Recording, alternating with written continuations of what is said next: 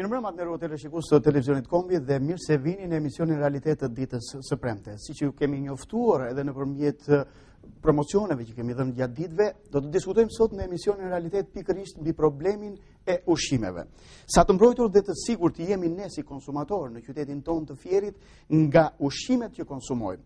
Sa të besueshme janë deklaratat e institucioneve që ne i kemi zgjedhur dhe që drejtojnë në qytetin Fierit për të ushqime dhe për sigurinë që ato na japin në jetën tonë të përditshme dhe në shëndetin tonë. Për të diskutuar për këto probleme, por dhe mjaft probleme të tjera, kam të ftuar sot në panel zonjën Luiza Strati, mirëmbrëma, mirë se keni ardhur, është shef e kabineti e Bashkisë së Qytetit Fier.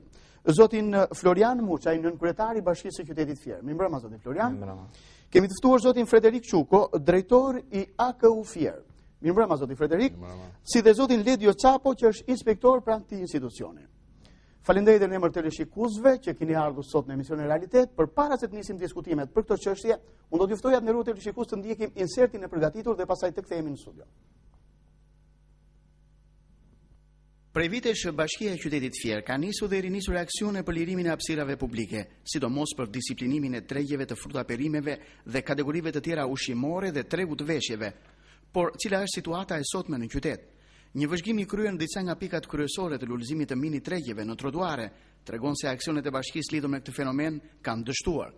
Bashkia nuk është ndihmuar sa dhe si duhet nga AKU, organi kryesor përgjegjës për sigurinë ushqimore, ndalimin e tregtimeve të pakontrolluara në rrugë, të çdo asortimenti dhe prodhimi bujqësor dhe shtazor. AKU nuk ka ekzistuar.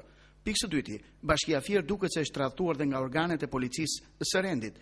Këto të fundit nuk kanë mbështetur sa dhe si duhet aksionet e policisë bashkiake. Dhe kjo, me një efektiv të pakët dhe pa mjetet e duhura, nuk ka arritur të kryejë dhe realizojë vendimet e dala nga bashkia dhe krerët e saj. Pikë së treti, nuk është punuar sa dhe si duhet në ndërgjegjësim të qytetarëve blerës, përveç atyre shitës që të mos blejnë produkte të pakontrolluara në rrugë, të rësisht të pasigurta për shëndetin e tyre. Në këtë këndvështrim, kaotizmi në rrugët e qytetit vazhdon të mbretërojë dhe të sjellë këto pamje që nuk i gjen as në Afganistanin e përfshirë nga lufta. Rrugët e Fierit vazhdojnë të shesin produkte të pakontrolluara, tregtarët vazhdojnë të kryejnë evazion fiskal, njësi shitje të tilla por dhe mjaft të tjera vazhdojnë të punojnë pa paguar detyrimet ndaj shtetit në një konkurrencë të pandershme. Dhe në këtë vazhdimsi, secili institucion kërkon të mbrohet duke përmendur mos bashkëpunim dhe mos ndihmë. Edhe ato tregje që ushqelen nga bashkia në bashkëpunim me biznesin privat në qytet tashmë nuk funksionojnë. Kjo është merkatua ushqimore, e përuruar disa kohë më parë nga bashkia, e cila mlodhi brenda saj dhjetra dhe dhjetra tregtar, të cilët shisin fruta dhe perime. Sot ajo është e mbyllur pikërisht për shkak të lulëzimit të mini tregjeve të palicencuara këtu në Fier. Rrugët janë kthyer në mini merkato, ndërsa merkato të llojit të tillë qëndrojnë të mbyllura. Ne konsumatorët qytetar vazhdojmë të shpresojmë duke kërkuar nga bashkia, AKU, sektori veterinar, drejtoria e shëndetit publik, ndihmë për situatën, por nga ana tjetër ushqejmë me ose pa vedi tregun informal dhe të rrezikshëm për shëndetin tonë. Kjo në emër të keqardhjes dhe kapërcimit të krizës ekonomike. Ky ishte inserti i përgatitur. U përpoqëm që të jepnim një gjendje nëpërmjet një inserti rreth 2 minutash, gjendje e cila është reale dhe që kërkon tashmë edhe mendimin dhe opinionin tuaj. Zoti Florian, po nis nga ju. Mendoj që e keni kapur shumë mirë situatën në qytet dhe nuk do të shtoja ndonjë gjë më shumë se sa ato që ju kishit përmendur në insert.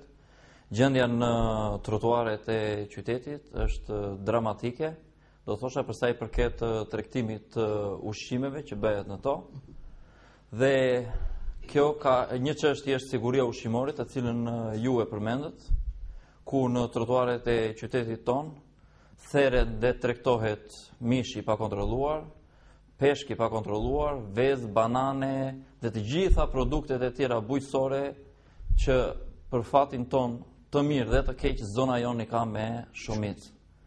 Po gjithashtu ka dhe një problem tjetër që ju nuk e kishit kapur në insert, që këta tregtar duke tregtuar në këtë mënyrë dhe ne duke mos e parandaluar dot këtë fenomen që po ndodh në qytetin ton, dëmton dhe biznesin e ndershëm, atë biznesi i cili paguan taksa, sepse qytetarët e kanë më të thjesht të shkojnë dhe të blejnë te ky tregtar që nuk paguan taksa dhe duke mos paguar taksa ka një kosto më të ulët dhe e shet produktin më lirë, sesa të shkojnë tek ai tregtar që paguan taksa dhe për rrjedhoj detyrohet që edhe çmimet i ketë pak më të larta.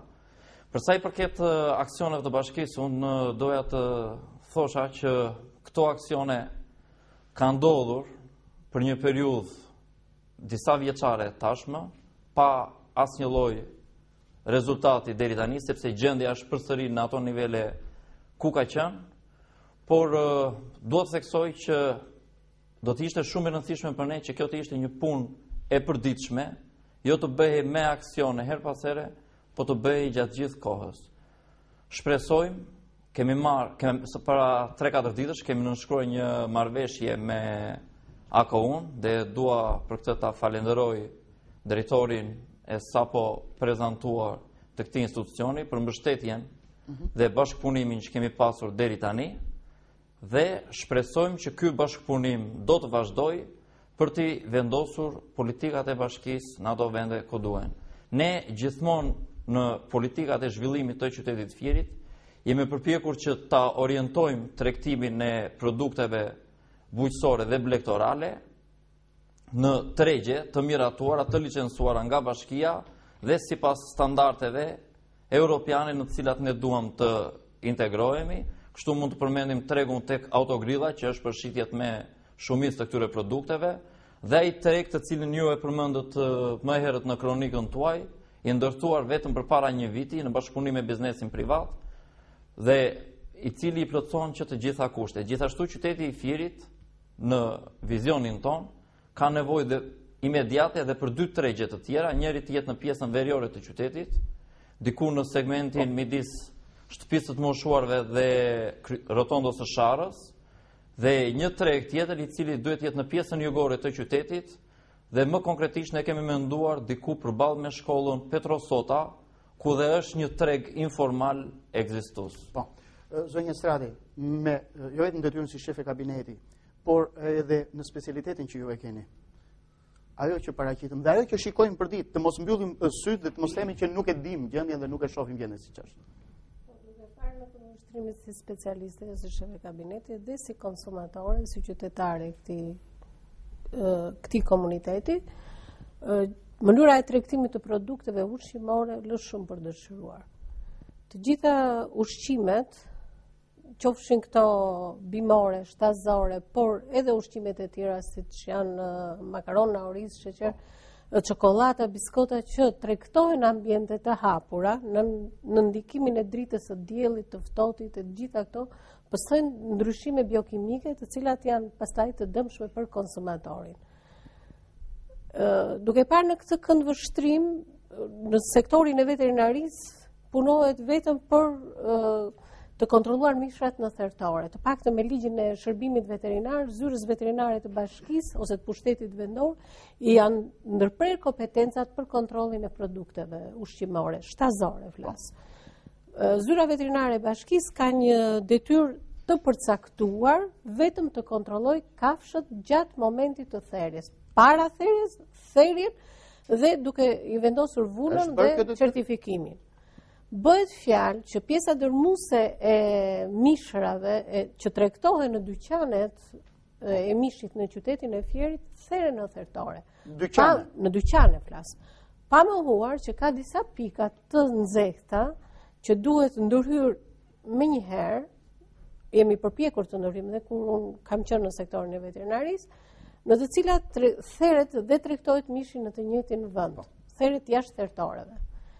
Me ligjin e ri të shërbimit veterinar, zyra veterinare e bashkisë ose e pushtetit vendor ka për kompetencë ose për detyrim të kontrollojë mishë në këto tregje të pamiratuara ose therrja e mishrave jashtë thertoreve ose pikave të therrjes, të njoftojë autoritetin e kontrollit të ushqimit në qarkun e Fierit, ne kemi në qytetin e Fierit, dhe nëse ky nuk merr masa për parandalimin dhe ndalimin e këtyre therrjeve, duhet të njoftojnë ministrit respektive, që është Ministria e Bujqësisë dhe Ministria e Shëndetit. Do të thotë që zyra veterinare e pushtetit vendor nuk ka kompetenca për të ndëshkuar këta njerëz që veprojnë në kundërshtim me ligjin. Kush e ka këtë kompetencë, zoti Frederik? Duke ndjekur dhe duke marrë shkaz dhe nga i serti, po duke marrë shkaz edhe nga këto që folën parafolësit. Përpara se të filloj të diskutoj për këto probleme që janë shumë të rëndësishme, unë duhet ju falenderoj ju si televizion për këtë emision që unë e gjykoj shumë të rëndësishëm, sidomos në kushtet e sotshme që çështja e sigurisë ushqimore ka një sensibilizim maksimal edhe tek konsumatori, por edhe për faktin se është një element shumë i rëndësishëm për të gjithë jetën e qytetarëve tanë. AKU-ja, Autoriteti Kombëtar i Ushqimit, është një institucion i cili është ngritur këto 2-3 vitet e fundit dhe ky është institucion i cili është dhe i mbështetur fuqimisht edhe nga Bashkimi Evropian me asistencën e tyre qoftë në përgatitjen e të gjithë legjislacionit, qoftë edhe në mbështetje financiare për krijimin e të gjithë infrastrukturën e domosdoshme për të funksionuar ky institucion në ato nivele në cilën sot kërkohet. Fakti që ky institucion ka 2-3 vjet që është krijuar, me thënë të drejtën, nuk ka shkuar në ato nivele në cilën e kërkon autoriteti kombëtar për një problem shumë të rëndësishëm siç është siguria ushqimore. Problemet ka qenë nga më të mëdha, po kryesisht ka qenë mungesa e vullnetit. Nuk ka pasur një vullnet bashkëpunimi për të gjitha institucionet. Ka qenë apo është? Nuk ka pasur vullnet deri të kohë për 2-3 vjet në cilën ka funksionuar ky institucion për të bashkërenduar punën me të gjitha institucionet të cilën e kanë për detyrë me ligj për të kontrolluar dhe për të mbajtur në monitorim të gjithë elementet e sigurisë ushqimore. Ky është një shqetësim i vërtet nga të gjithë tregtarët, konsumatorët, që situata vërtet është jashtë kontrollit edhe nuk mund të themi që ne sot kemi një situatë e cila e kontrollojmë të gjithë sigurinë ushqimore, të paktën në element të cilët jo të asaj sigurie për jetën e njerëzve, sepse parametrat bazë në ca produkte, pa diskutim që ka një rritje, një zhvillim, sidomos të këto produktet e mishit në produktet ti, të cilët edhe vetë dyqanet e mishit sot, edhe në produktet dhe salameris, kanë një komoditet minimal për të ruajtur parametrat bazë për nga kresat mikrobike të cilat japin efekte në shëndetin e njerëzve. Por, të gjithë këto fenomenet, kontrolli i tregtimit të tyre, i tregjeve, vërtet ka një situatë e cila është shqetësuese dhe të paktën unë kam një sensibilizim për këtë situatë dhe me pak ditë përpiqemi maksimalisht që të marrim situatën në kontroll dhe të funksionojmë si institucion në bashkëpunim me pushtetin lokal, që është shumë i rëndësishëm, atë që thanë në kryetari që ne para 4 ditësh nënshkruam një memorandum bashkëpunimi për bashkërendimin e forcave për të realizuar atë që presin sot qytetarët. Zoti Ledio, jeni inspektor. Keni punuar dhe gjatë gjithë kësaj periudhe, gjatë kësaj kohe në AKU. Përse kjo gjendje? Atëherë, me çfarë pam inserti, është diçka pa lejueshme, pa pranueshme. Është një që mund duket qartë situata. Gjithmonë para forcit folën për një mos bashkëpunim midis dy palësh. Dhe ka qenë gjithmonë si një top që e hidhin secilët një herë pushteti vendor neve për punë kompetencave se kush mbulon dhe kë dhe çfarë mbulon dhe. Kështu që nga kjo anë bashkëpunimi ka qenë minimal, inexistent mund të them, prandaj ne kemi arritur deri këtu. Megjithatë, edhe nga ana e AKU-s, gjatë këtyre viteve, janë zhvilluar aksione të tërëpërseshme. Sidomos për punën e mishit që u përmendet çik më përpara, që është një problematikë thërrja e mishit në ambientet të palejueshme dhe në zbatim dhe akti normativ numër 4 që për disiplinimin e therrjeve në për qarqe apo rrethe dhe mos lejmi tyre në për sheshe, rrugë, ambientet të cilat nuk lejohet, janë marrë një sër aksionesh. Këto, të them të drejtën, është në vazhdim të asaj që ka qenë nuk ka pasur bashkëpunim. Përse Dhe është punuar në drejtim edhe panelin anën e bashkisë. Unë si inspektor nuk mund të t'jap një konkluzion pse nuk ka pasur bashkëpunim, sepse kuptohet Ka pasur ftesë nga bashkia ndaj jush. Patjetër. Nuk e diskutoj që ka pasur. Po ju ftoi në debat. Ka pasur ftesë. Nuk e diskutoj që ka pasur. Mendoj që për sa i përket kësaj çështje dhe përgjigjen, kësaj pyetje që ju bëni, e dhanë shqiptarët me 23 qershor, kur atë qeveri dhe në të gjitha degët e saj, duke përfshirë dhe AKU në Fier, e rrëzuan nga pushteti, sepse nuk e kishin bërë. Po pra, por qeveria e re, sa po ka filluar, duhet të theksoj se drejtori i AKU-s është prezantuar vetëm për para 4 ditësh, dhe në të njëjtën ditë që drejtori është prezantuar, ne kemi nënshkruar një marrëveshje bashkëpunimi. Të nesërmen asaj dite kemi bërë një takim me prefektin e Qarkut Fier, zotin Xhevid Bushaj, të cilin dua ta falenderoj për angazhimin dhe sensibilizimin e tij për këtë çështje, dhe me përfaqësues të policisë së shtetit, dhe mendojmë që në fillim të javës që vjen do të fillojë një aksion, po jo një aksion 2, 3, 4, 5 apo një javor, apo 2, 3, 4, 5 ditor, po do të jetë një aksion i përditshëm, ku në trotuaret e qytetit të Fierit do të jenë vetëm për atë shërbim të cilit ato janë ndërtuar, për të ecur qytetarët dhe jo për të tregtuar. Po. Ju po thoni kemi filluar bashkëpunimin. Zoti Florian, zonja Luiza, bashkia e ka për detyrë orientimin. Bashkia e ka për detyrë të ftojë bashkëpunim dhe të mbrojë qytetarët, konsumatorë sipas legjislacionit dhe sipas pjesës ligjore që i takon. Por kemi dhe AKU-n. Zoti Fredi 4 ditë. Zoti inspektor, disa kohë dhe disa vjet në atë punë. Çfarë kemi ne, konsumatorët, kur dy institucione nuk kanë bashkëpunuar me njëri tjetrin dhe na krijojnë këtë gjendje? Tani më doja ta bënim pak diskutimin më të qartë edhe për të diskutuar e kuptueshëm edhe për të gjithë komunitetin e konsumatorët. Sepse të vesh vetëm gishtin dhe të thuash që kjo ka ndodhur, por ne do bëjmë, do të thotë sikur po tërhiqemi dhe po. Absolutisht. Çështja e sigurisë ushqimore më thashë në fillim që aktualisht ka këtë strukturë e cila 2-3 vjet është ngritur. Që do thotë që përpara 2-3 vjetëve nuk ka pasur fare struktura të cilat të kontrollonin sigurinë ushqimore. 3 vjet zoti Fredi. Çështja e strukturat të posaçme ka qenë një sektor në drejtorinë e bujqësisë, i cili ishte e pamundur që të mbante nën kontroll gjithë. Domethënë ne nuk dimë se çfarë kemi ngrënë këto vite. Falni, por e kundërshtoj, sepse kontrolli i ushqimeve më përpara, para se të krijohesh AKU-ja, ka qenë më në rregull dhe ne kemi ditur çfarë kemi konsumuar. Me bërjen e AKU-s, me ndryshimin e ligjit të ushqimit, me ndryshimin e ligjit të shërbimit veterinar, ka ndryshuar dhe strukturat e kontrollit të këtyre produkteve. Janë shtuar hallkat, por jo. Po, janë shtuar hallkat, por nuk është marrë në dorë siguria ushqimore. Dhe në këto 3 vjet që është ngritur AKU-ja, ka qenë anarshi për sigurinë ushqimore. Në qoftë se në një zyrë veterinare të shërbimit veterinar, për shembull, të një pushteti vendor, ishin 5 ose 6 specialistë veterinar që mbanin në kontroll çdo therrje, që mbanin në kontroll tregjet, që mbanin në kontroll shumë produkte të tjera, shtazore, sallam, peshk, vezë dhe shumë gjëra të tjera, mundoheshin me sa mundesh me policinë bashkiake dhe të gjithë të bënin një punë të mirëfillt.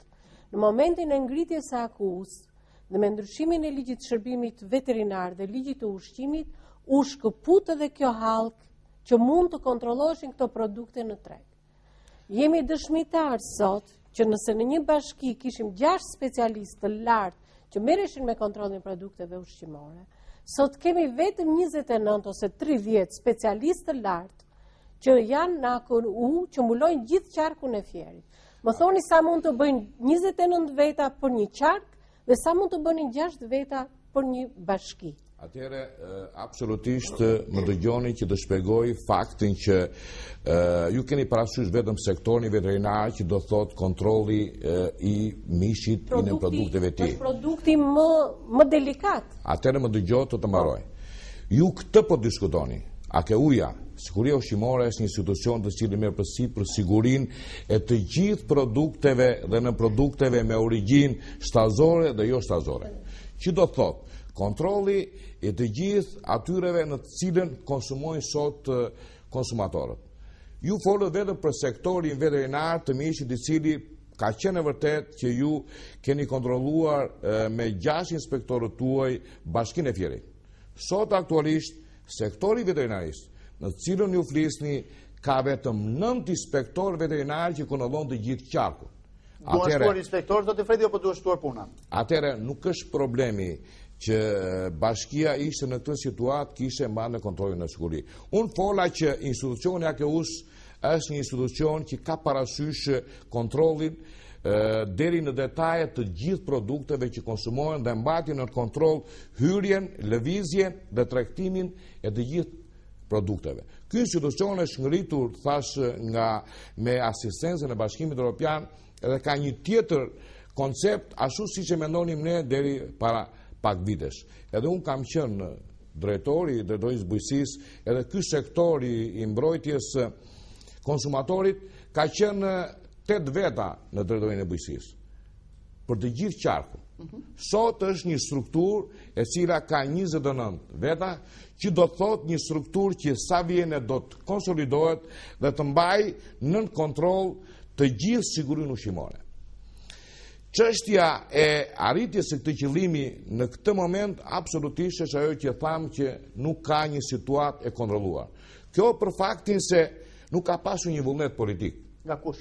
Nga qeveria e mbarshme për ta quar këtë sektor kaq të rëndësishëm të financuar nga Bashkimi Evropian atje ku duhet të jetë ky autoritet, ata që thash që në fillim.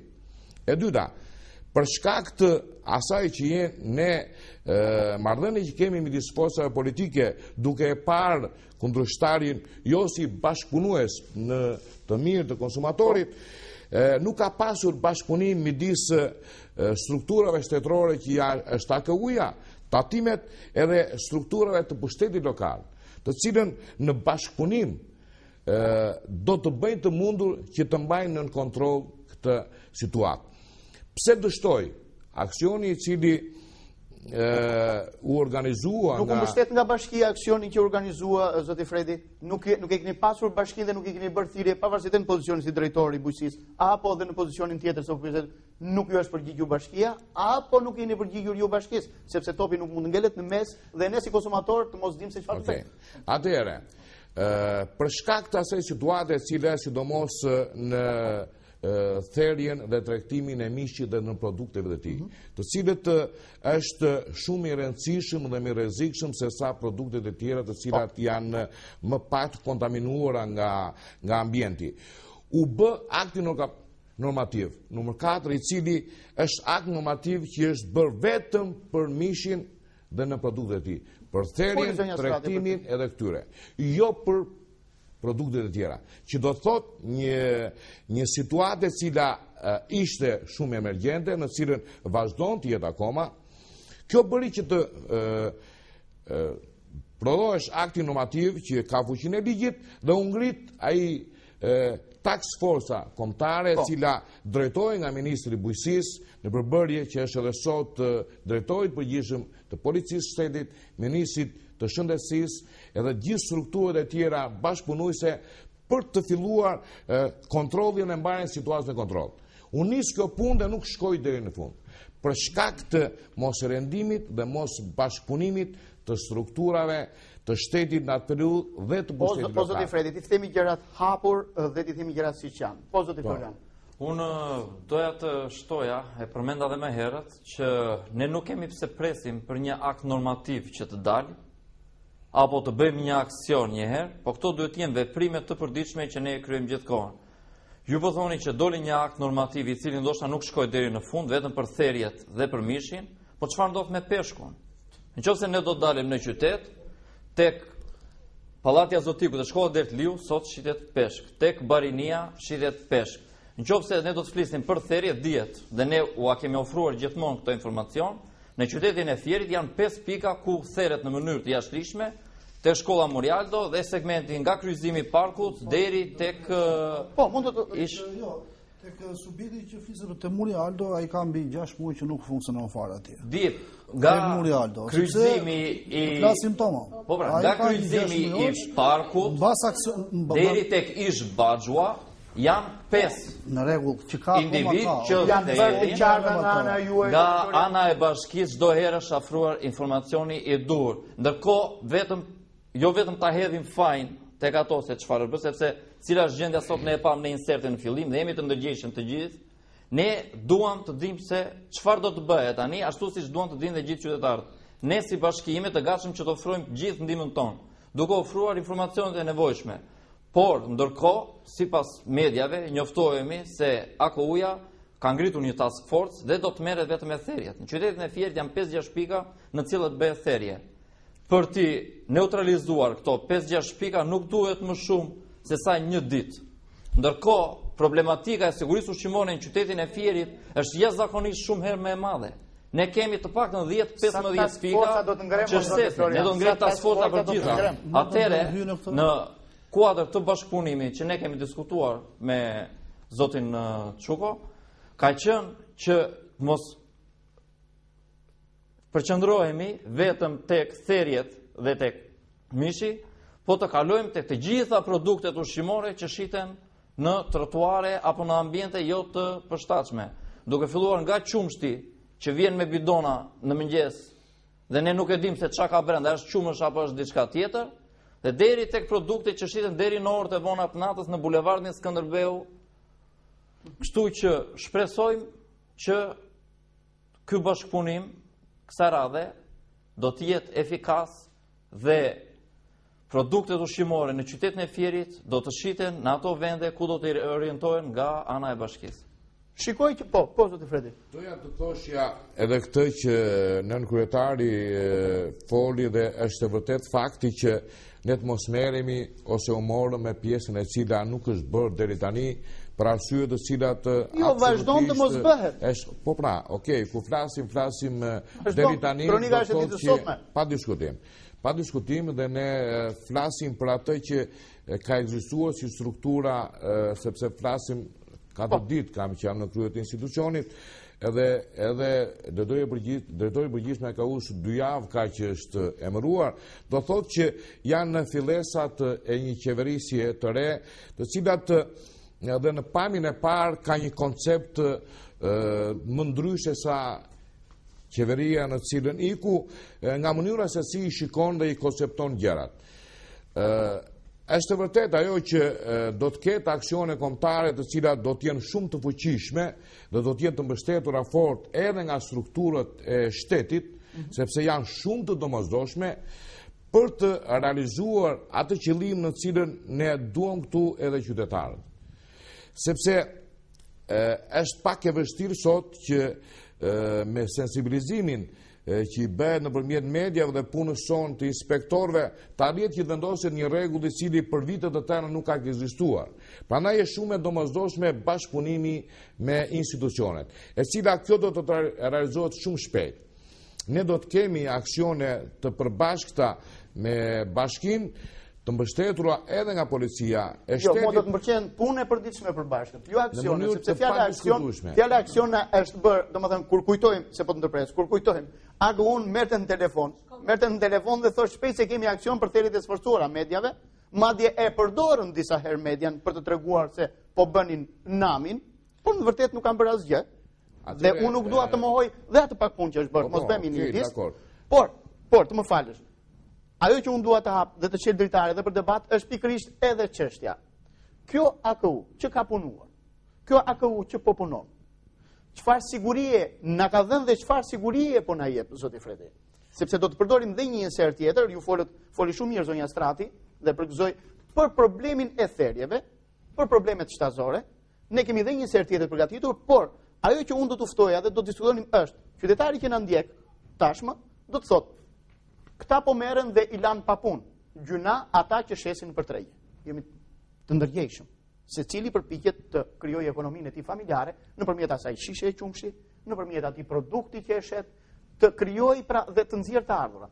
Por a ka mundësi juve të bashkisë ta orientojmë këtë fermer që vjen me shishet e qumshit, Këtë fermer që sjell produkte, ta orientojmë dhe ta çojmë në një treg, jo në një treg ku ti rjepin kokën me çmime taks, po me një treg i cili ti jap atij sigurinë për të krijuar këto të mira. Ky është debati që unë ju ftoj tashmë para se të përgatisim iniciativën. Kur thash për aksionin, kisha parasysh situatën në cilën ne pam shumë mirë dhe është domosdoshme fillimisht një koordinim i përbashkët të gjitha strukturave për të vendosur një rregull. Po në mënyrë të padiskutueshme që mbajtja e atij rregulli do bashkëpunim të përditshëm për të ruajtur ato parametra në cilën do të vendosen me një aksion, i cili do të jetë kombëtar sepse situata vërtet është alarmante dhe është i jashtë kontrollit. Në këtë këndvështrim thash çështjen aksion, por nuk diskutohet që mbajtja e atyre parametrave do bashkëpunim të vazhdueshëm të përditshëm të gjithë institucioneve, të cilat janë të detyruara me ligj të zbatojnë këtë. Çështja është që deri tani nuk ka zbatuar ligjin asnjë institucion. Është problemi. Mos harrojmë që Drejtoria e Autoritetit Kombëtar të Ushqimit përbohet prej 20 vendësh, okay? Ku një pjesë e mirë e tyre, një pjesë e mirë e tyre janë administratë dhe laborator. Kështu që inspektorë, të cilët janë inspektorë terreni, është një numër limituar diku te 17-18 veta. Rregull, dhe fusha e kontrollit të Autoritetit Kombëtar të Ushqimit, në fusha objekti i kontrollit është shumë i gjerë. Nuk flas vetëm për mishin, po kemi dhe prodhimet e qumshit, kemi produktet me origjinë jo shtazore, kemi magazinat ushqimore, kemi supermarketet, kemi markete, domethënë është një fushë, kemi sektorin e mbrojtjes së bimëve, domethënë është një fushë shumë e gjerë. Zotëri, mund të paguaj taksa qytetar të më mbrosh dhe gjendja që ka qenë dhe situata, numri subjekte të cilët kanë funksionuar përpara disa vjetësh nuk është njësoj me tash. Kemi një shtim të këtyre numrit. Kemi probleme, kemi edhe probleme të tjera, sepse një pjesë e mirë e këtyre subjekteve, të cilët ushtrojnë aktivitetin, janë totalisht të paregjistruara. Dhe ne kemi evidentuara me lista një numër goxha të madh. Pse nuk bashkëpunojnë me bashkinë dhe ti thua Albeni ka subjekt të paregjistruar? Pse nuk i thua bashkisë Albeni ka subjekt të paregjistruar? Atëherë, ky është problem. Ne kemi bërë shkesa të drejtorisë së timeve në ato kohë, me çfarë di unë, sepse thash edhe një herë, ne jemi inspektorë terreni dhe nuk kemi pjesë administratës për punën e shkresave, është evidentuar problematika, të shkëngjytur problemi dhe ndërkohë të përgjithshme janë çuar listat e subjekteve me emra, adresa, të cilët sepse nuk është problemi nga ana jon pse ata janë paregjistruar. Problemi është që në rastet kundër ku ne do të bëjmë një penalitet, një bllokim apo diçka, nuk i vjen dot. Është një subjekt i paregjistruar, është dikush po që nuk ekziston. Zoti Florian. Unë doja të bëj një ndërhyrje për sa i përket kësaj, domethënë duke qenë se AKU-ja ka numrin e limituar të specialistëve të terrenit dhe ne kemi qenë në dieni të kësaj, ne jemi të gatshëm që ta organizojmë që të gjithë punën vetë.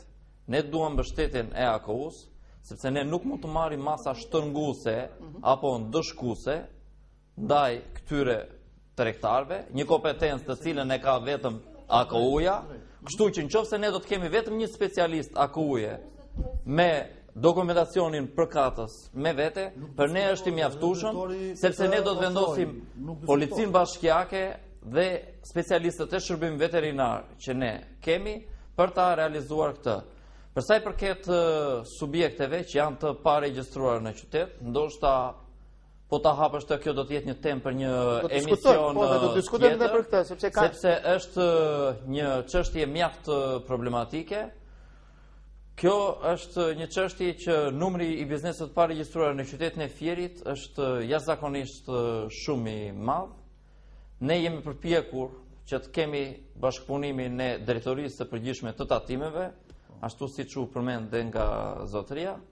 Deri më tash edhe kjo nuk ka pasur ndonjë rezultat dhe sidomos gjatë 5-6 muajve të fundit, duke pas parasysh dhe fushatën parazgjedhore ku dhe shteti u shkre, është shtuar edhe më shumë numri i bizneseve të paregjistruar dhe jemi duke shpresuar që me fushatën që do të bëhet në të njëjtën kohë për largimin e tregtarëve nga trotuareve, nga trotuaret për të rritur sigurinë ushqimore, do të bëhet dhe një aksion tjetër i cili nuk do të ngelet vetëm në aksion, por do të kthehet në një veprimtari të përditshme me drejtorinë e tatimeve, ashtu siç kemi nënshkruar një akt marrëveshje me AKU-n, bashkia është e gatshme të nënshkruajë edhe një akt marrëveshje me drejtorinë e tatimeve, për sa i përket regjistrimit të bizneseve në qytet. Gjithashtu një çështje tjetër është dhe zënia e hapësirave publike apo trotuareve nga lokalet të cilët nxjerrin tavolinat për jashta, apo tenda apo vazo me lule duke penguar qarkullimin e qytetarëve, të gjitha këto do të ndërmerren në një hap. Për sa i përket sigurisë ushqimore, unë do të thoja që lufta duhet jetë e përbashkët. Pushtet vendor, autoritet kontrolli. Luftë më thonë se mos na keq kuptojnë të rreshikusit. Nuk flasim për luftë me armë, po të mendosh pasojat që të sjell konsumi i produkteve të pakontrolluara, është një luftë që shkakton më shumë viktima se sa një luftë me armë. Përse nuk ndërmerrni një fushat sensibilizuese? Ju lutem, doja të thoja këtu dua të dalë. Së bashku me autoritetin e kontrollit, me mediat, ne duhet bëjmë një luftë të përbashkët në thonjza. Çdo të thotë një luftë të përbashkët, duhet të sensibilizojmë opinionin, ta bëjmë koshient qytetarin që të mos blejnë në tregjet informale, e para. Qytetari duhet të jetë aq shumë i ndërgjegjësuar që dhe kur vetë merr produktin të kërkojë certifikatën e mallit. Nga ka ardhur, kush është skadenca, të shikojë gjithmonë skadencën e mallit. Kjo jo vetëm për produktet shtazore, por për gjitha produktet. Dhe vetëm kështu ne do të bëjmë të mundur krahas punës tjetër që do të shtrëngohet puna për të patur në treg produkte realisht të kontrolluara dhe të shëndetshme për konsum. Vetëm kështu neve do të bëjmë që njerëzit të jenë të mbrojtur, të jenë të vetëdijshëm, të dinë ku ta blejnë produktin, mos të blejnë djath, mos të blejnë domate, mos të blejnë perime të tjera, mos të blejnë ushqime, kudo në të gjitha rrugët e qytetit Fieri. Duket sikur po penalizojmë, sapo e thash edhe pak më parë, po. Në vazhdim që të zonës Liza, sepse në reportazhin që kam ndjekur, sa të sigurt, sa ushqemi në mënyrë të sigurt. Atëherë ne si drejtori, apo edhe komitet të ushqimit, është në vazhdimsi të këtij sensibilizimi. Në qoftë se do të jemi të sigurt për këtë produkte që ne blejmë, duhet të jenë konsumatori, duhet të blejë produktet në subjektet dhe operatorë biznesi të cilët janë të licencuar dhe të lejuar për të tregtuar, sepse aty janë edhe kushet duhet ta dallojë qytetarit këtë gjë. Atëherë po marrim një supermarket apo një mini market ose një market i cili aty kushet e ruajtjes produkteve me origjinë shtazore janë të kontrolluara, sepse janë frigoriferët, ka një kontroll edhe më të vazhdueshëm, sepse dhe risku tyre është më i madh në bazë të madhësisë që këto subjekte kanë. Ushqimet janë kontrolluara, kushet e ruajtjes, kushet e tregtimit, etiketimi i këtyre produkteve, ku dallohet qartë çfarë problem me data prodhimi, me data skëndimi të gjitha. Produktet me origjinë shtazore janë to subjekte, pjesë më e madhe e tyre kanë shoqëruar këtë analiza, të dihet se nga vjen ky produkt, çfarë përmbajtje ka.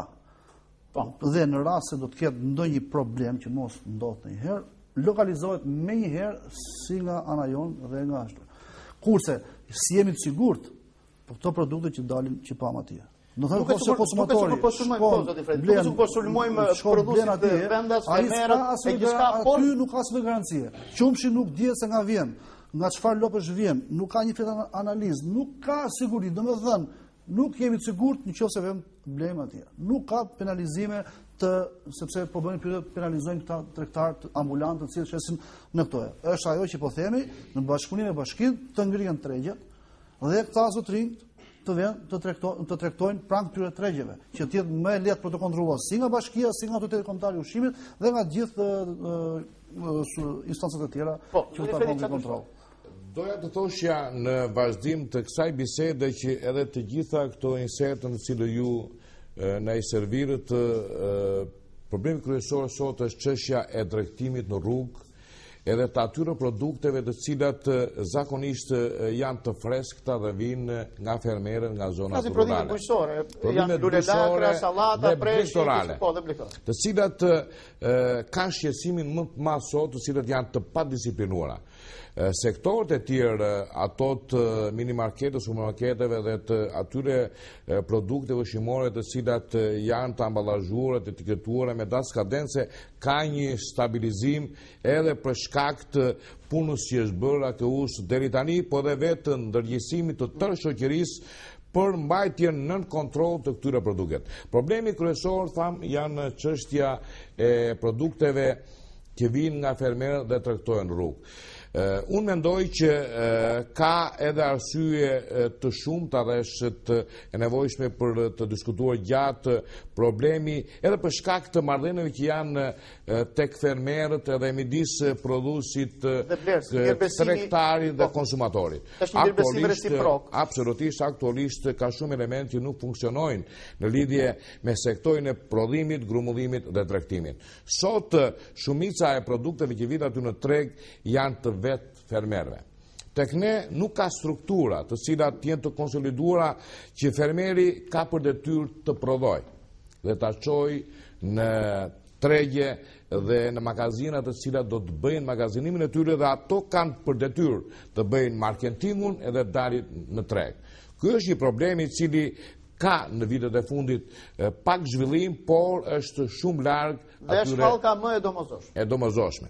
Dhe detyrojnë fermerët që produktet e tyre të t'i sjellin në treg këtu në fier, t'i shesin sepse nuk ka qendra grumullimi edhe me çmime standarde edhe të ketë ai zinxhiri prodhues, grumullues, tregtues me të gjithë parametrat. Ky është një problem i cili njihet edhe nga qeveria, por sidomos kjo qeveri e cila në programin e saj ka kontrollin dhe ngritjen e këtyre qendrave të grumullimit që do të bëjë të mundur marketimin e të gjithë këtyre produkteve dhe do të kemi në treg një produkt i cili është i kontrolluar, i certifikuar edhe i nxjerrë në treg me siguri. Doja të bëja edhe një shtesë tek ajo që sapo po thoshte zoti Çuko, për sa i përket është e vërtet që mungon kjo hallkë e cila do të bënte të mundur tregtimin e këtyre produkteve në sasira të mëdha, apo që do t'i mblidhte produkte e fermerëve dhe t'i shiste, po ndërkohë me tregje të cilët janë ngritur nga bashkia në bashkëpunim me biznesin privat, do të bënte të mundur që këta fermerë këto produkte t'i shisnin në tregje. Për shembull, ai tregu për të cilin ne pam insertin dhe u fol më herët, çmimet do t'i kishte shumë të ulta nëse do të ishte duke funksionuar dhe ne shpresojmë që do të funksionojë përsëri.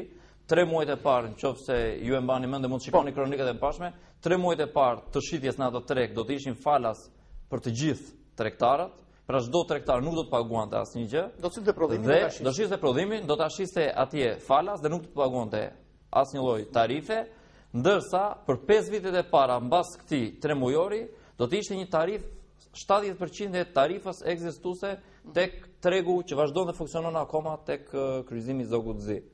Kështu që dhe ata tregtar të cilët e shkruar një vend i posaçëm në ato treg duke pasur parasysh këtë shqetësim për ata fermerë që vinë, kanë një produkt vetëm 2 ditë, do të shesin vetëm 2 ditë dhe nuk do të kthehen më për të shitur, një kënd i posaçëm ishte lënë vetëm për këta tregtar, të cilët do të ishin tregtar ditor. Mund të vini një ditë në javë apo 2 ditë në javë dhe ditët e tjera të vazhdonin të merreshin me punët e tyre. Ndërkohë dhe për të dy tregjet e tjerë, të cilët ne kemi planifikuar që të ngrihen në qytet, përsëri do të ngrihen me këtë koncept në mendje dhe për tregtarët, fermerët ditor që vinë, shesin produktin e tyre dhe të thënë vazhdojnë. Unë jam dakord me këtë që bashkia është përpjekur në mënyrë maksimale për të siguruar këto tregje bile me standarde të larta edhe për ruajtjen edhe tregtimin e tyre. Por fakti është i tillë që sot ka një mirëkuptim, bashkëpunim në heshtje midis tregtarit dhe konsumatorit. Po të shohim në disa pika të qytetit janë tregje të improvizuara me as sistemin kërkesë-ofertë, të cilat nuk janë të kontrolluara as nga bashkia, as nga ne si autoritet. Që do të thotë, tregtari ka shkuar më afër konsumatorit. Unë mendoj që duhet parë me kujdes çështja për ngritjen e këtyre tregjeve, të cilat të mundohen të ngrihen në ato vende që aktualisht funksionojnë, po janë informal. Duke i parë tregje jo të mëdhaja, sepse sidomos perimet nuk është e nevojshme që të kenë standarde të larta për ruajtjen e tyre, të jenë tregje se janë ditore, disa orëshe. Po sërish kontrollin e duan. Absolutisht kontrollin e duan. Flas për ngritjen e tyre, që nuk ka nevojë të jenë shumë moderne me kondicionime etj, por të jenë tregje të cilat prodhime ditore dhe t'jenë sa më të vegjël dhe sa më afër konsumatorit. Nuk janë 3 pika të cilët ka menduar bashkia për të ngritur këto tregje. Mund të jenë rreth 10-15 pika të cilën ne dim shumë mirë që fermerët shkojnë dhe konsumatorët blen atje. Prandaj edhe kjo duhet patur kujdes në atë strategjinë e bashkisë për t'i parë këto tregje jo shumë të mëdha, për të vajtur në ndim dhe afër atje ku ekziston tregu. Afër konsumatorit. Mendoj që kjo duhet parë me kujdes, nuk është e thjeshtë se thash mentaliteti i fermerit dhe i konsumatorit, çështja e çmimeve, e asaj që konsumatori mendon është më i freskët ky që ma sjell këtu, janë ato të cilët funksionon kështu. Pa diskutim që në të ardhmen, jam i bindur, me punën e përbashkët do të disiplinohen edhe këto probleme. Unë duhet diskutoj një çështje, po. Në këtë rast ne garantojmë vetëm mundësinë e tregtimit në mënyrë paksa më të kulturuar, domethënë që do të thotë nuk do të shitet në trotuar, po do të shitet në disa tezga, por absolutisht nuk kemi garantuar sigurinë e këtij produkti që vjen nga çdo fermë, që mund të marrim një familje e quajmë një fermë, dhe e cila sjell një kovë me gjizë, ose sjell 5 kg sallat, ose 5 kg domate dhe del në treg. Absolutisht kjo nuk është e kontrolluar. Sepse ne nuk kemi kontrolluar se si e ka prodhuar dhe me çfarë kushtesh e ka prodhuar këtë domate, çfarë pesticidi ka përdorur, ose në çfarë kushte e ka prodhuar këtë kovën me gjizë apo me djath, ose këtë pulën që e sjell. Nëse kjo është e pastër nga smundjet, nga mbarca e disa smundjeve të cilat ne tashmë i kemi të njohura që thonë edhe fëmijët tashmë e dinë gripi i shpendit, gripi i derit e disa smundje të tjera që qarkullojnë. Por mos harrim që ka shumë zoonoza. Në bazë të disa ligjit të ushqimit, çdo produkt duhet vi i certifikuar. Duhet të vijë certifikuar. Nëse nuk vjen i certifikuar, sepse nuk ka mundësi që të bëj një analizë ai me një produkt në sasi aq të vogël, sepse dhe analiza kushton. Nëse ky nuk ka mundësi, të paktën të vijë shoqëruar me një certifikat nga veterineri analize ose një certifikat nga jo vetëm nga veterineri, por dhe nga agronomi i komunës ose nga një specialist bujqësor dhe blektoral që mund të jetë pranë komunës, të shoqëroj produktin që vjen nga kjo zonë që është e pastër, nga smundje infektive ose nga është kjo bimë shëritur në këto parametra. Në këtë rast të paktën kemi siguruar një garanci që ky produkt vjen nga një zonë e pastër. Mos është një hallkë tepër të kjo dhe për atë prodhuese tëra për ta lodhur për të vajtur tek agronomi, më jep një shkresë tëra dhe krijohet ai lloj abuzivizmi që është krijuar në Shqipëri. Një shkresë sa për të thënë. Jo. Po, pikërisht, kjo shkresë nuk duhet të jetë formale. Duhet ai që lëshon ka dhe firmën e vet, ai duhet të mbajë përgjegjësi për firmën që vë. Sepse nëse ne na shpërthen një epidemi, duhet të dimë nga na erdhi dhe ai që e ka lëshuar duhet të mbajë përgjegjësi për atë. Kjo është e vështirë, kjo është shumë e vështirë, sepse e thamë që punojmë me ferma shumë të vogla, çdo familje i quajmë një fermë, dhe nuk kemi këto bashkëpunimin e krimin e bashkia sipas jush do të krijojë atë mini treg. Bashkia krijon këto mini tregje, por nuk siguron dot gjë. Të ushqimit që të bëjmë kontrollin e këtyre produkteve. Jo vje bara, të detyruar me ligj. Patjetër, është produkt në origjinë shtazore i cili kontraktohet, por siç e ngriti dhe zonja Liza, është sepse këta janë ambulant. Për një kohë gjithaj do të bëjnë analizë, prandaj edhe unë thash edhe ai produkt nuk është i sigurt. Cili është çelësi zoti Fredi? Prandaj prandaj përpoqja që në fillim që të isha çik më qartë për çështjen e këtij institucioni që është shumë i rëndësishëm. Aktualisht ne u fokusuam për shkak të atyre intervistave që keni marrë. Jo, kemi edhe një material tjetër për disa gjëra dhe për disa probleme tjera që do ta shfaqim pas pak dhe do të diskutojmë. Që të shpegoja që Autoriteti Kombëtar i Ushqimit është një institucion i cili është ngritur me mbështetje për shkak të domosdoshmërisë që sot ka nevojë jo vetëm për këto produkte që folëm ne të fermerëve dhe me origjinë shtazore të mishit, por të gjithë problematikave të ushqimit të cilët aktualisht thash që nuk është situata nën kontroll. Ne nuk merremi vetëm me kontrollin e këtyre, po me të gjitha produktet e tjera që sot prodhohet, përpunohet dhe tregtohet në qarkun e Fierit.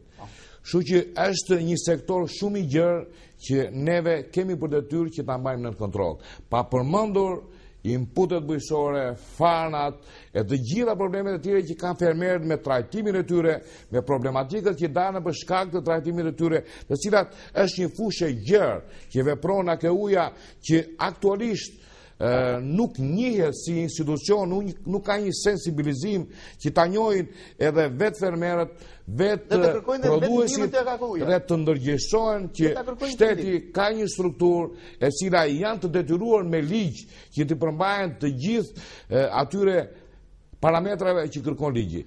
Këtë doja që të thosha që në fillim për ta quar që problemin e AKU-s më lartë se sa fokusimi në ato intervista. Zoti Fredi, bëuni të besush. Bëuni besueshëm, tu besoj unë si konsumator, bëuni të besueshëm, tu besoj unë si fermer, në kuptimin e punës që ju do të bëni, bëuni të besueshëm që unë të vi dhe të kërkoj ndihmën e AKU-s për gjithçka që unë prodhoj si fermer dhe të them, urdhë, kontrolloj se unë do ta shes. Besimi është reciprok. Krijuani besimin tek ne si qytetar, krijuani besimin tek ne si konsumator dhe si prodhues dhe jeni të mirë pritur. Pa diskutim që kjo do të ndodhi. Atë do të thosha që shumë shpejt do të shikoni një intensifikim të masave të marra nga AKU-ja me të gjithë strukturat e tjera mbështetëse për të stabilizuar disa elementë shumë të rëndësishëm që sot janë problematik. Momenti parë i cili do të realizohet nëpërmjet aksionit kombëtar që do të bëhet për stabilizimin e këtyre parametrave ndotës ambiental. Elementet tjerë janë shumë të rëndësishëm. Sa po më fole dhe më solle në shteg. Elementet ndotës ambiental. Do t'i lutesh juristin në të momente të transmetoni Ministerin e dytë që ka të bëjë pikërisht me ndotjen, me thirrje shtazore dhe pastaj një hapësirë shkurtër publicitare dhe të kthehemi sërish në studio dhe të diskutojmë për këtë problem.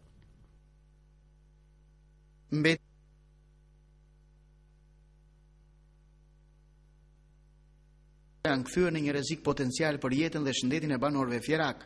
Era e rënd, ndotjat e mase, janë pamjet që na afrohen për ditë, ndërsa askush nuk po ndërhyn për të parandaluar fenomenin sa shqetësues aq dhe të rrezikshëm për shëndetin. Në një kohë kur Ministria e Bujqësisë dhe Ushqimit shpreh se do të mbrojë konsumatorin, madje do të kontrollojë të gjitha produktet në treg, do të ndalojë therrjet e sforcuara. Shiheni se çfarë ndodh në lumin kryesor të Fierit në lumin Gjanica. Mbetje nga therrjet hidhen vend e pa vend, pa u kontrolluar, duke ndotur jo vetëm lumin Gjanica, por duke rrezikuar edhe jetën dhe shëndetin e banorëve. Specialisti kimis Ilir Hilaj ka shpjeguar rrezikun që na ganoset nëpërmjet zbërthimit kimik të këtyre mbetjeve. Është shumë komplekse të trajtosh reaksionet që ndodhin atje brenda, por dihet që ndotja biologjike është më e vështira që kalon në organizmin e njeriut dhe më e vështira për të hequr dhe trajtuar nga ana mjekësore. Njësitë e qeverisë vendore duhet të kenë vende të detajuara dhe masa shumë të sakta se si do të groposen këto mbetje apo ku do të groposen. Në rast se organet e qeverisë vendore nuk kanë përcaktuar vende të tilla, atëherë i është lënë vend abuzivizmit në mënyrë të hapur pa i krijuar mundësinë ku t'i groposi. Duhet dezinfektuar këto vende, ka mënyra se si trajtohen vendet që kanë mbetje, të themi një paralelizëm, një lloj siç trajtohen mbetjet spitalore, organet, hiqet një veshk apo një gjymtyr dhe ajo do të kalojë një cikël shumë të mbyllur, e njëjta gjë trajtohen dhe mbetjet biologjike. Mjeku infeksionist Nureddin Kallashi ka apeluar ndaj pushtetit lokal dhe drejtuesve të institucioneve që kanë në prioritet të punës ambientin, higjienën dhe sidomos ka vënë theksin tek rreziku potencial që kemi si qytetar nga kjo dukuri jo e re në qytet. Mishi, produktet dhe nënproduktet e mishit është terreni më i mirë për zhvillimin e mikrobeve. Vetë zorte e baktive apo mishi që mund të jetë një therrje forcuar dhe ka mikrob, është terren akoma dyfish për infeksionin, zhvillimin e infeksionit përmjet mizës, nëpërmjet duarve të ndotura, këmbëve, ai përhapet në gjithë ambientet dhe era bën punën e saj apo miza. Pra, është krejt e ndaluar për therrjet e sforcuara të therren vend e pa vend. Dhe aq më keq të hidhen në anës Gjanicës. Jo vetëm kaq, por Gjanica ka dhe terren më të favorshëm nëpërmjet gazetave, letrave, plastike që mban të ngrohtë të zhvillohet mikrobi. Të kontaktuar, përfaqësuesit e AKU Fier kanë deklaruar se nisu nga këto shqetësime, por dhe mjaft probleme që kanë të bëjnë me therrjet e pakontrolluara, sigurinë ushqimore të tjerë. Ditën e hënë nis një aksion i përbashkët me specialistëve të këtij institucioni, përfaqësuesve të pushtetit lokal, prefekturës, policisë, për të eliminuar dukuritë që kanë të bëjnë me rrezikun e shëndetit të qytetarëve konsumator.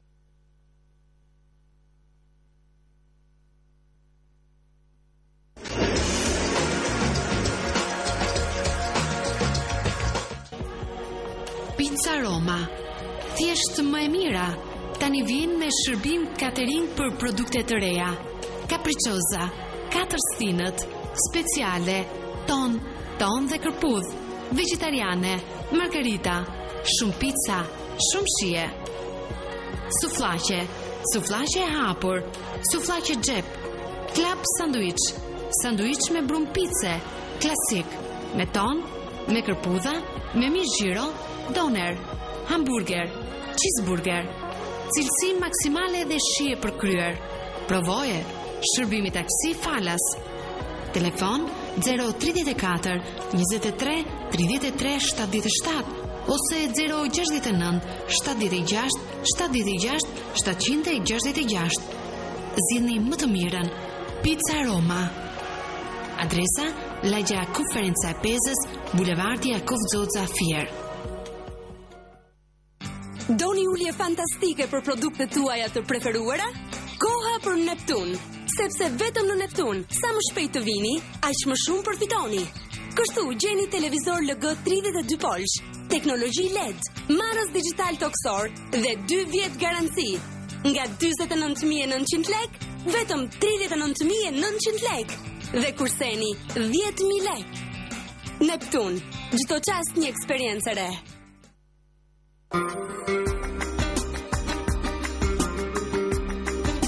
Qelet sezoni i ri i muzikës live në bar restorant Kështjella. Çdo të premte, të ftuar këngëtar të njohur të muzikës popullore dhe rrymave të ndryshme muzikore, në drejtimin e orkestrës drejtuar nga i mirënjohuri Gjelo Vasjari me grupin e tij. Ejani në bar restorant Kështjella, çmime tepër të arsyeshme për çdo event familjar.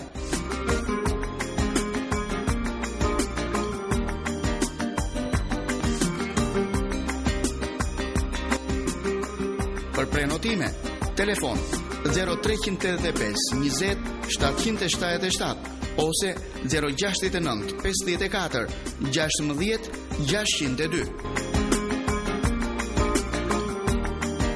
Adresa: Bar Restorant Kështjella, rruga Fier, Patos.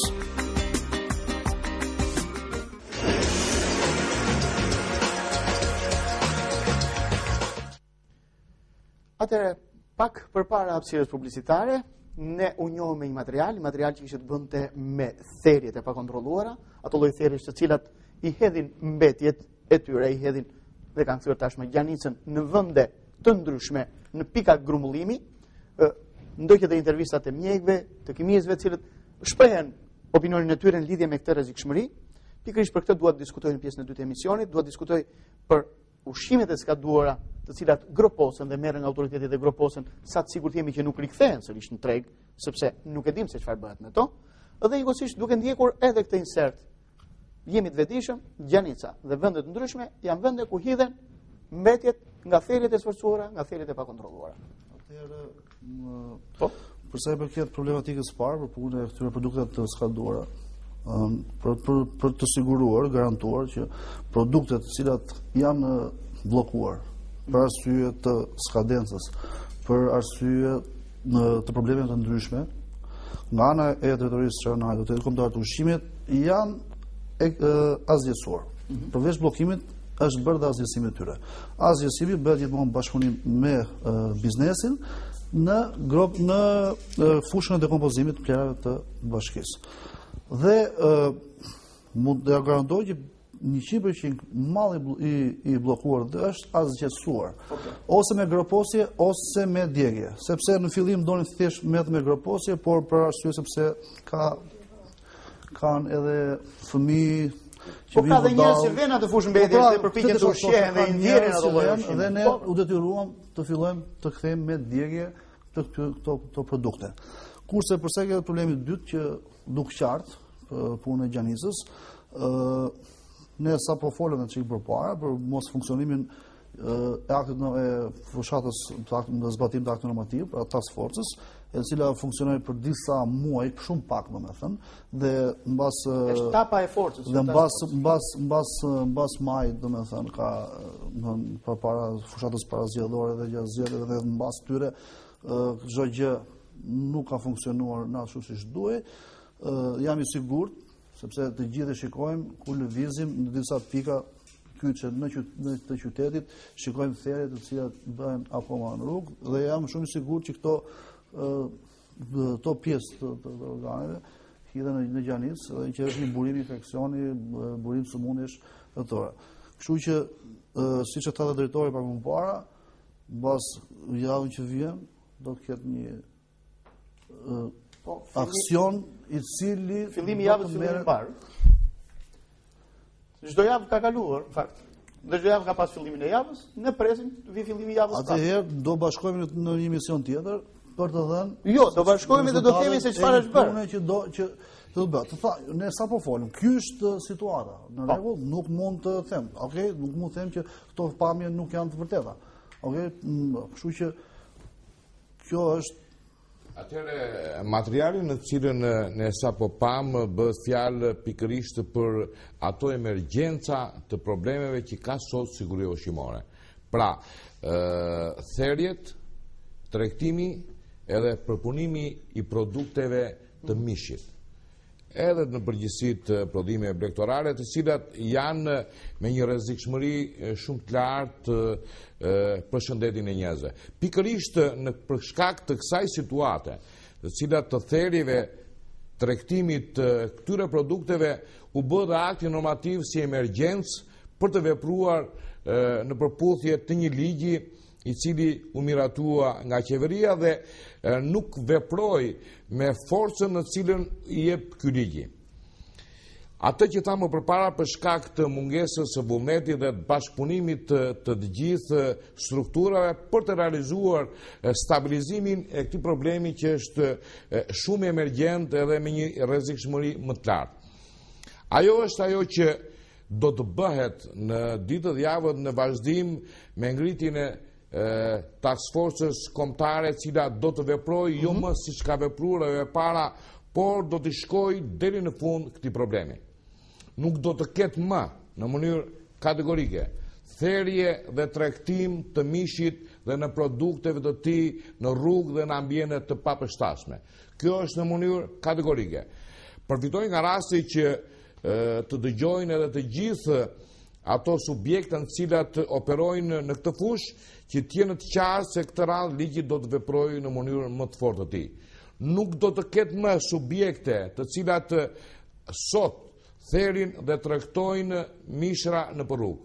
Absolutisht do veprohet me forcë, siç po veprohet sot në të gjitha territorin për kontrollimin e tij nëpërmjet këtyre ndërtimeve me lepale, ashtu do të veprohet edhe për therrjen dhe tregtimin sidomos të mishit dhe në produktet e tij. Aksioni do të jetë i mbështetur nga policia e shtetit me të gjitha strukturat përgjegjës, me AKU-n, pushtetin lokal, me tatimet, me ambientin, me policinë ndërtimore për të parë dokumentacionin e të gjitha këtyre pikave. Ata që nuk janë qartë do të vjenë ruspat, nuk do të ekzistojnë më. Ky do jetë një aksion shumë i fortë që do të vendosi vërtet një stabilizim të do të nisë të vendosë, sepse me një të prerë, nëse do të bëshin gjërat me një të prerë, do të kishim arritur. Pa diskutim i qoftë se vendoset kjo, ne nuk do të lejojmë më, edhe nuk ka më sens që të ngrihen më kioska të tilla të cilat të operojnë siç po operojnë sot. Zonja Srati, a ka një handikap ligjor në këndvështrimin tuaj si specialiste midis veprimtarisë së AKU-s dhe gjendjes reale në cilën ekziston, por njëkohësisht midis AKU-s dhe bashkisë në rastin konkret. Ka ndonjë handikap ligjor në përcaktimin ligjor të objektit veprimtarisë e gjithçka tjetër? Duke mos e parë AKU bashki. Po. Por ta parë pak më gjerë problematikën. Unë mendoj që ligji i ushqimit i riu dhe ligji i shërbimit veterinar që ka dalë mbasi u bë rishikimi i ligjit të mëparshëm, ka vend për të përpunuar. E para është e paveshur me aktet nënligjore njëherë që ligji të funksionojë siç duhet, dhe e dyta unë si specialiste mendoj që ky ligj nuk është shumë i zbatueshëm në kushtet që jemi ne. Çfarë mendoj unë? Në kushtet që jemi ne, pushteti vendor ka përgjegjësi për komunitetin që ai ka në jurisdiksionin e tij. Madje edhe për këto mbetje që hiten, edhe për këto edhe për mbetjet, dhe për mënyrën se si ushqehet, dhe për mënyrën se si tregtohet, dhe për mënyrën se si paraqitet produkti. Për gjitha këto, krahas ndërtimeve tjera që ka pushteti vendor për komunitetin e vet, ka dhe për këto përgjegjësi. Që t'i jepet përgjegjësi pushtetit vendor, duhet t'i jepet dhe ligji me të cilin do të veprojë. Për mendimin tim ishte që zyra e shërbimit veterinar të mos quhesh zyra e shërbimit veterinar pranë bashkisë ose komunës, por të quhet zyra e inspektoriatit të kontrollit të ushqimit. Kjo zyrë t'ishte e veshur ashtu siç është e veshur edhe AKU-ja, me agronom, me zooteknik, me veteriner, me kimist.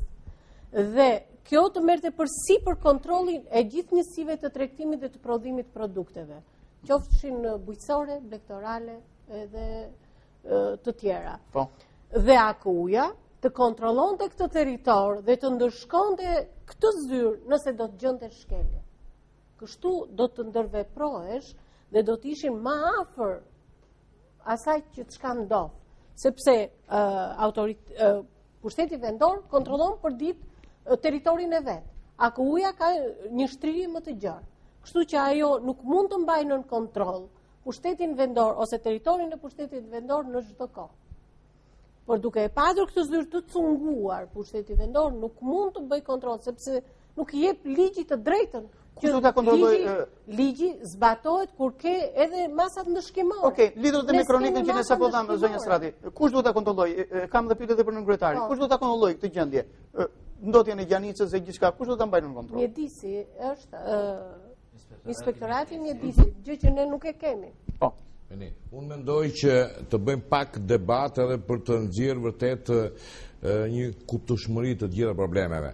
Unë nuk mendoj si që mendon zonja Strati në lidhje me administrimin dhe kontrollin e sigurisë ushqimore. Në mënyrë të padiskutueshme në çdo vend botës, siguria ushqimore është shëndeti i popullit mirë përsipër nga shteti. Asnjë strukturë tjetër nuk merr përsipër mbrojtjen e konsumatorit, të popullit, qoftë nga produkte ushqimore dhe nga problemet e tjera të shëndetit. Është votuar më zotëri, është votuar njësia e qeverisë vendore. Më dëgjoj qartësisht në mendimin pasi të mbaroj gjykonin ato gjëtem. Në parim, absolutisht nuk i lihet pushteti lokal mbrojtja e konsumatorit, mbrojtja e jetës së njerëzve. Është detyrë e shtetit të ta bëjë nëpërmjet strukturave të tij, siç është AKU-ja. Problemi i parë. Problemi i dytë. Nuk mundet që pushteti lokal administron territorin. Në mënyrë administrative, nëpërmjet strukturave të tij, organizon e bën këtë problem e mbrojtjes e ka shteti. E para, e dyta, është një kontradiksion, është e pamundur që një strukturë të certifikojë produktin në cilën e ka përsipër pushteti lokal. Certifikimin e të gjithë produktit që prodhohet dhe tregtohet brenda territorit administrativ të bashkisë e kanë inspektorët veterinar në bashki. Kur ti si shtet nuk më mbron mua si konsumator, kush do të mbrojë? Më dëgjoj. Certifikimin e produktit, certifikatën veterinare e jepni ju në pikat e therrjes. Vetëm në pikat e therrjes. E pra në pikat e therrjes. Po pra, dakor, atje ato ligj. Po pra, vetëm certifikatën e therrjes. AKU-ja ka për detyrë të kontrollojë.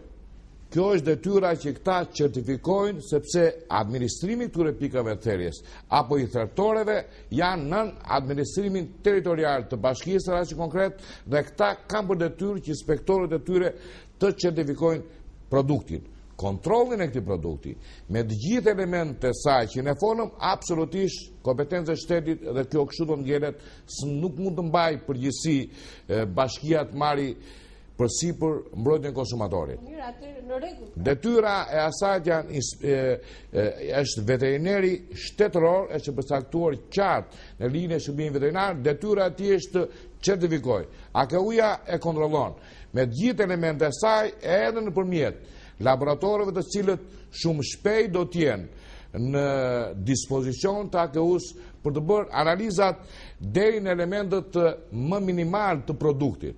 Pra, është detyrë e shtetit për ta mbrojtur konsumatorin. Është detyrë e shtetit, po kur ti nuk mbron si shtet, po. Po mendoj që duhet të ketë një bashkërendim të punëve, domethënë se po kthehemi atje në fillim të emisionit, një bashkërendim të punëve ndërmjet institucioneve, ndërmjet pushtetit qendror dhe pushtetit vendor për të ofruar një shërbim sa më të mirë për ne folëm për çështjen, sepse nëse do të jetë AKU-ja, domethënë bashkia apo pushteti vendor bën certifikimin dhe AKU-ja e kontrollon është bërë i sakt apo jo ky certifikim, atëherë çfarë ndodh me gjithë ato produkte që ne kemi parë në të gjithë insertet që janë të pa kontrolluara, janë të pa certifikuara, sepse të jeni të sigurt që të gjitha produktet që shiten në trotuaret, makinat, bagazhet e makinave apo rrugët e qytetit janë të pa certifikuara. Atëherë çfarë do të veprohet me? Si do të veprohet me? Atëherë të jemi pak që duhet të ketë një bashkërendim absolutisht. Në mënyrë të padiskutueshme atë thamë që në fillim, se secili institucion ka kompetencat e tij të cilën ja jep ligji. Qartësisht, pushteti lokal ka detyrat e tij të mbajë nën kontroll pikat e therrjes nëpërmjet veterinerëve të saj të jetë të gatshëm të certifikojnë mishin. Të gjithë produkti që duhet të jetë i tregtuar në territorin e bashkisë duhet të përmbajë certifikatën e firmosur mbulosur nga veterineri i bashkisë. AKU-ja kontrollon të gjitha pikat e shitjes të këtij produkti. Në rast se konstatohet produkt i pa certifikuar nga bashkia, autoriteti kombëtar ka për detyrë ta sekuestrojë, ta gjobisi, ta bllokojë atë biznes i cili operon kështu. Kështu janë të ndara detyra. Bashkërendimi është i padiskutueshëm. Të mos jemi domethënë nuk është puna për marrje kompetencash. Është puna për të qenë sa më konkret.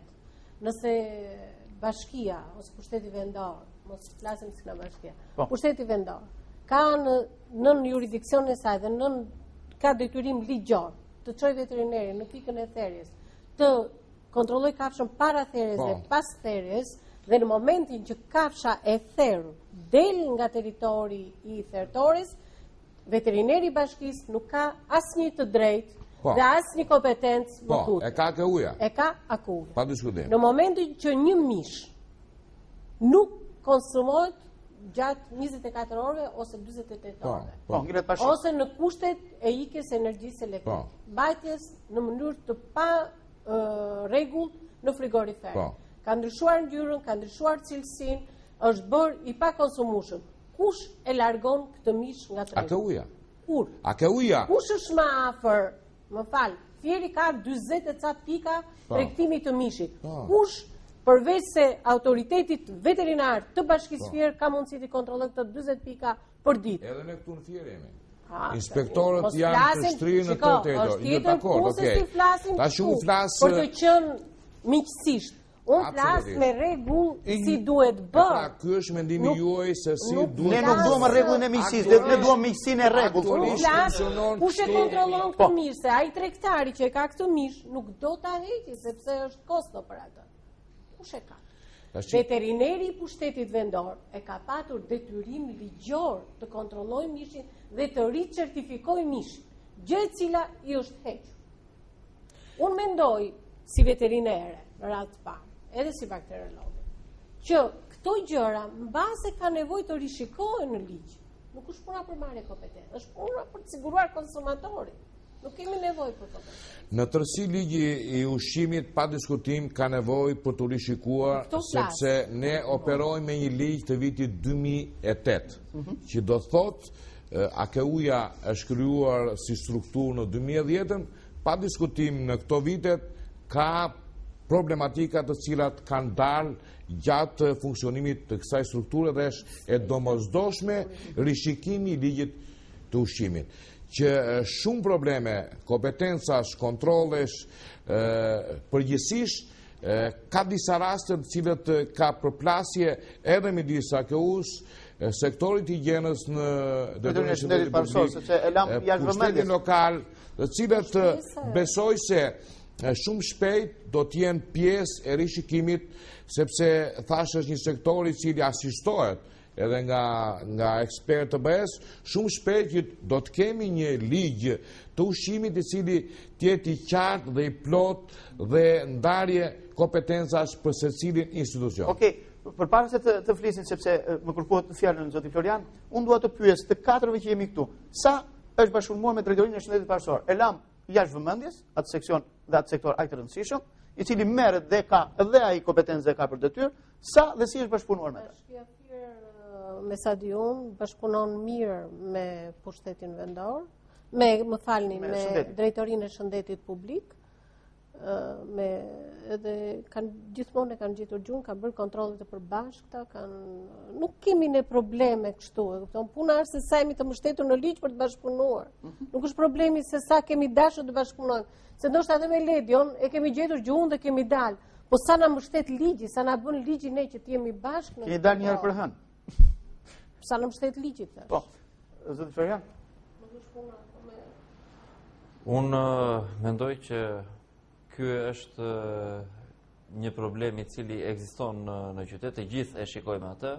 Për sa i përket çështjes kompetencave, pushteti vendor ka shumë kompetenca nëpërmjet të cilave siguron dhe garanton jetën e qytetarëve, kështu që edhe nëse do të vishej me këto, apo do të rivishej, do të rijepeshin këto kompetenca, nuk do të kishte asnjë gjë të keqe. Po edhe në të njëjtën kohë, nëse AKU-ja, këta veteriner, agronom që do t'i merrte në punë dhe do të ishin të punësuar pranë pushtetit vendor, dhe nëse do të ishin të punësuar pranë AKU-s dhe do të ishin të profilizuar vetëm për qytetin e Fierit, prapë do të ishte e njëjta gjë.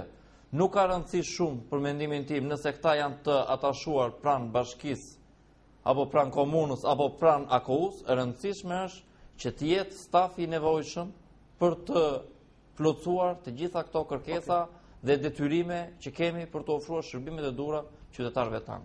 Zoti Quko, përmenda pak më parë dhe folëm në këtë aspekt dhe për drejtorinë e shëndetit publik. Ka një seksion të veçantë, përveç seksioneve të shumta, i cili merret në përditshmëri me analizat e ujit të pishëm, me analizat që kanë të bëjnë me ushqimet, me gjithçka. Pra, është në veprim konkret dhe në terren për ditë. Si e shikoni këtë bashkëpunim? Dhe sa bashkëpunoni duke pasur parasysh dhe analizat që ata kryejnë dhe kanë përditshmëri analizën? Atëre, në fakt ka qenë një debat në momentet e para të ngritjes së strukturës së AKU-s në lidhje edhe me këto funksione dhe kompetencat edhe të drejtorisë së shëndetit publik, pikërisht sektorit të higjienës, të cilën aktualisht ka për detyrë për kontrollin e ujit të pishëm dhe të kripës, të cilën i kanë ngelur si kompetencë e kontrollit ekskluziv të higjienës. Për shkak të një traditë eksperiencë që kanë që nga vendburimi i ujit e deri te konsumatori, kanë ngelur kontrolli i këtij sektori dhe kontrollit të higjienës në përgjithësi të gjitha subjekteve të cilët operojnë në fushën e tregtimit të produkteve me origjinë shtazore dhe jo shtazore. Kështu që bashkëpunimi është i qartë dhe i plot, secili ka detyrat e veta në punën e vet dhe në rastet kur bëhen aksione kontrolle me tematik të caktuar dhe ata bëhen pjesë e grupeve tona bashkë me bashkin për një objekt të një kontrollit caktuar që bëhet bashkëpunim. Kam një mesazh, përveç shumë mesazheve, thot: sa helmime kemi pasur në qytet dhe si ka vepruar AKU? Rastet e helmime po flasim. Unë dashëm të hem konkret, sa dhe është për AKU? Sepse kemi pasur helmime të dasmave, në dasmë, në dasmë, kemi pasur helmime. Do t'i mbledhim, pjesa e helmime ka qenë më shumë në periudhën e verës. Po? Dhe si që dhe juve, me qëfar unë kujtoj, mund kemi maksimumit diçka të 2 helmime dhe në to në pjesët e dasmave. Më diku një ka ndodhë në Divjak dhe një ndodhi para pak kohësh tu në Gorishov dhe si në rastin e Divjak ashtu dhe në rastin është bërë kontrolli me njëhershëm i restorantit, është kontrolluar si kushtet e kuzhinës në cilët ata bërë gatimi, është kontrolluar gjithë produkti, si të flasim mishi, djatrat, gjithë produktet tjera kontrolluar nga në qëse janë të shoqur me certifikat apo jo, apo këto e. Dhe të themi drejtën nga konkluzionet, po flasim për punën e Divjak. Kemi pasur intoksikime gjatë verës, që jemi korrekt. Po pra, ka pasur. Poliklinika dhe spitali urgjenca ka qenë. Po flasim për rastin e Gorishovës, që pati gati një numër të konsiderueshëm pacientës në spital. Janë marrë masat, janë marrë dhe mosat, janë analizuar për urdhra? Isha nga punë e mishit. Problemi doli tillë, sepse dasmat që kryen, sidomos në zonat rurale, janë të kryera nga vetë pjesëtarët e familjeve, të cilët e bëjnë si therrjen, ashtu dhe pjekjen e produktit në kushte jo të përshtatshme. Dhe ka qenë pjesa më e madhe ka qenë pjesa e mishit të qenjit, e cila ka qenë pjata e dytë në atë dasëm dhe konsumuar vetëm nga një pjesë njerëzish. Patjetër, nuk e mohojmë. Si do të veprojë zoti Shukur? Atëherë në rast dimri në shpejt vera vjen po prap shpejt. Okej.